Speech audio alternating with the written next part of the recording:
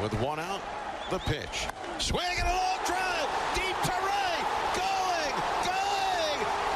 Goodbye. He has done it. He has changed the game of the night with one swing of his bats. Bang, zoom, go the fireworks.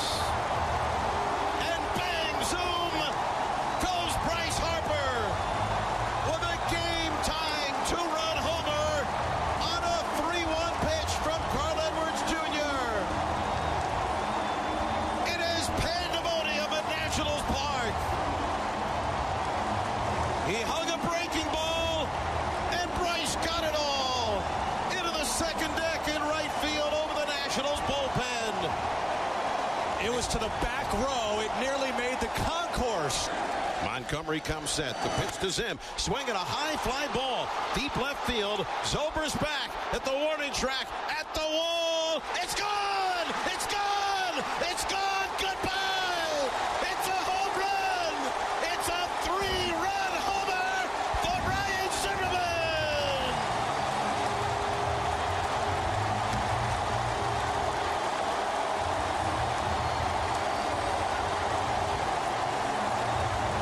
Bang! Zoom! Go the fireworks! Ryan Zimmerman has come through for the Nationals here in the bottom of the 8th inning. It is a 3-run home run. His second hit of the game and the postseason. And the Nationals have put 5 runs on the board here in the bottom of the 8th inning. Oh, I mean, it was amazing. There was actually 2 batters after that, but I was on second just trying to tag up. I saw Zobrist. I thought he was camped, and that ball just kept traveling. I mean, that boy big. He's strong. Just trying to get on base. I know I have the faith in the guys behind me. If that's Murph or Zim or anybody else. Linder, he led off that inning with a great at bat. Something down the left field line, and then tried to get up there and do the best I could. Such a big time homer right there. Putting us up by 3 right there, getting Doolittle in here, and solidifying that game. Just huge at bat right there for him, and excited he got the homer. I'm just happy. As an offense, we scored some runs. Our pitchers have been throwing the ball so well, and we haven't done anything for them. So to be able to kind of back them up was nice. But I know I hit it well. I hit it pretty high. Wilson on their team hit one early in the game, kind of the same way, and the wind took it out. So just kind of hoping I caught that same jet stream that he did. But obviously a huge win for us. Well, I don't think there's any surprise. We haven't scored any runs.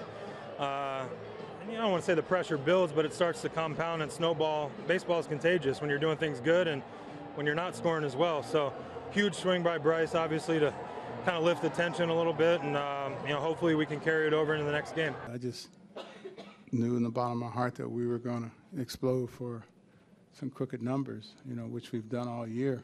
And boy, the guys had some quality at bats. Anthony got on, Murph, and well, before that even, we knew Harp was due, and he's known for the big moment, and man, he blasted that ball a ton.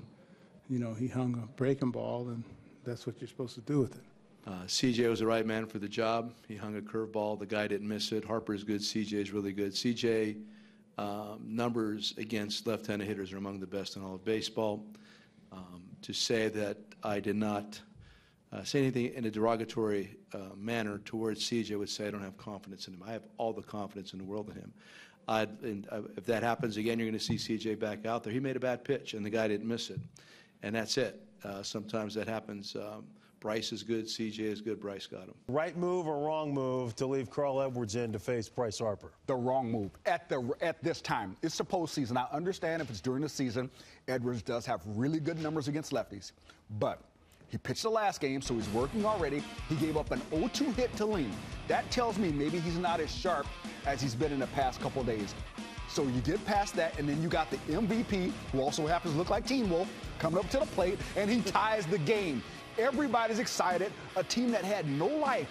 Now guys are lining up at the bat rack. And then the franchise leader, who was the face of the franchise before Bryce Harper stepped on the scene, ends up sealing the deal. And you see that pitch. That's a hanging breaking ball. right down the middle. It was a harvest moon recently, so he could be Teen Wolf. And he actually jumps on it, gets things going, gets full extension, and watch the whole stadium erupt. Like, it gets deafening in that stadium when he hits that. Now it changes the whole complexion of this ball club. If you stay with the line of making it as hard as possible. Now, and I'll even go back.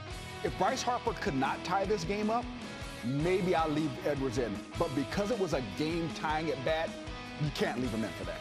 Yeah, as you look at these numbers right here, versus left-handed pitchers, just 3 home runs, against righties, 26. That, to me, almost negates the fact that lefties are only hitting 119 against Edwards. The fact that the hitter has been struggling with power against left-handed pitchers. That might be one of the overriding factors that you say, yeah, maybe I don't allow Edwards to face Bryce Harper in this situation because of those numbers. Only 3 against lefties. You had Montgomery ready to go. It's going to be a decision. I did like the fact that Madden stuck up for Edwards in that situation. I do agree with him. He is a special talent. He has an electric arm, and you know, he went with his guy. He was his 8th inning guy, and he has been performing exceptionally well. Unfortunately, tonight he hung that one pitch, and Bryce Harper did not let him get away with it. Yeah, since coming back from his bone bruise, Harper, before that at bat, was 4 for 25. But that 5th hit that he collected, biggest hit of the season, no doubt. And that home run, that was his 5th postseason. It was his 4th of 7th inning or later in the postseason.